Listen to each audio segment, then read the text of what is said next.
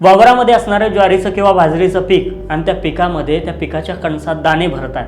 ते दाणे भरत असताना ते दाणे टिपण्यासाठी काही पाखरं त्या पिकाच्या वरती घिरट्या घालतायत. हे जे चित्र आहे ना, हे चित्र जेवढं समाधानकारक आहे ना, तेवढं आज टेक्निकल फार्मिंग, ॲडव्हान्स फार्मिंग या सगळ्या गोष्टींमध्ये आम्हाला पाहायला मिळत नाही. साहजिकच पारंपरिक पद्धतीनं आलेली ही शेती आणि त्या शेतीमधनं खरं तर मिळणारं समाधान. या शेतीमध्ये ज्वारी बाजरीच्या पिकात उरणारा जो काही कडबा आहे तर त्याला खऱ्या अर्थानं गंजी रचले जायचे. काळ होता, घरातले आजोबा म्हणायचे की बाबा खरं श्रीमंत शेतकरी कोणता, तर ज्या शेतकऱ्याच्या दारात 2-4 गंजी घातलेल्या आहेत, पशुधन आहे, तर तो शेतकरी श्रीमंत आहे. पण आज मात्र ही श्रीमंतीची व्याख्या बदलली आहे. ज्या शेतकऱ्याकडे जास्त पैसा आहे, वावराच्या मधोमध एखादा बंगला आहे, तर तो शेतकरी श्रीमंत, अशा पद्धतीनं ही संकल्पना रूढ झाली. साहजिकच जग पैशाचं भुकेलं गेलं आहे आणि पैशावरनं माणसाची लायकी, किंमत, त्याची श्रीमंती अशा बऱ्याच काय गोष्टी ठरवल्या जातात आणि याच सगळ्या गोष्टी कारणीभूत आहेत हा सगळा बदल व्हायला. एक काळ होता, अशा ज्वारी किंवा बाजरी निघल्याच्या नंतर त्याच्या कितीतरी गंजी गावाच्या बाजूनं आपल्याला पाहायला मिळायच्या. वावरामध्ये काहीतरी कोपऱ्याला एखाद्या ठिकाणी जागा करून ह्या गंजी उभारल्या जायच्या आणि जनावरं त्यांच्या खाण्यापिण्याची ही व्यवस्था या गंजीच्या माध्यमातून केलेली आपल्याला पाहायला मिळायची.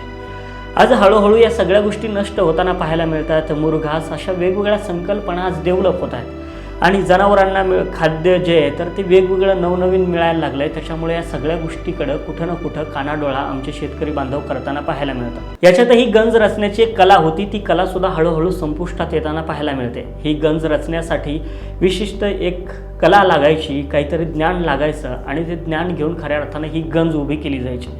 सुरुवातीपासूनच ही गंज कुठं रचायची ह्या जागेचा ठोकताळा बांधण्यासाठी किंवा त्याच्यासाठी सुद्धा एक आराखडा बांधला जायचा, एक अंदाज घेतला जायचा. पाणी, बाकीच्याही इतर गोष्टी आणि कोणताही अडथळा आहे गंजीमध्ये येऊ नये याच्यासाठी त्या गंजीची जागासुद्धा निवडताना अगदी परफेक्ट ती जागा निवडली जायची आणि त्याच्यानंतर ही गंज रचली जायची. पेंढ्या आहेत, वेगवेगळ्या पेंढ्याच्या माध्यमातून या गंजीला रचलं जायचं. सगळ्या पेंढ्या त्या गंजीमध्ये अगदी दाबून टाकल्या जायच्या. कसलंही मोजमाप, कोणत्याही गोष्टी न घेता. कधीच या पेंड्या बाहेर राहिल्या नाही, गंज तयार झाली, पेंड्या शिल्लक राहिल्या असं कधी झालं नाही. तर गंज रचणारा माणूस या सगळ्या गोष्टीचा अंदाज घेऊनच त्या सगळ्या पेंड्या या गंजीमध्ये दाबून टाकतो. एवढंच काय, कितीही वर्ष या गंजीतल्या पेंड्या चांगल्या राहू शकतात, त्याला धक्कासुद्धा लागू शकत नाही. हे टॅलेंट होतं. ह्या गोष्टी हळूहळू आम्हाला नाहीसे होताना पाहायला मिळतात. आम्ही ॲडव्हान्स ॲग्रिकल्चर, ॲडव्हान्स फार्मिंग याच्याकडं वळताना पाहायला मिळतो. नगदी पिकं आज वावरात घेतली जातात. ज्वारी बाजरी या पिकांपेक्षा ज्याच्यातनं पैसा मिळू शकतो, श्रीमंत होऊ शकतो, याच्याकडे लक्ष दिलं जातं आणि त्या शेतकऱ्याचंही काही चुकत नाही मुळात. साहजिकच इथली अर्थव्यवस्था, इथल्या लोकांची मानसिकताच अशी बदललेली आहे. ही मानसिकता बदलावी लागणार आहे. पुन्हा एकदा आपल्याला या सगळ्या गोष्टीकडे यावं लागणार आहे, कारण की माणूस पैसा, नोटा या सगळ्या दळून कधीच खाऊ शकत नाही.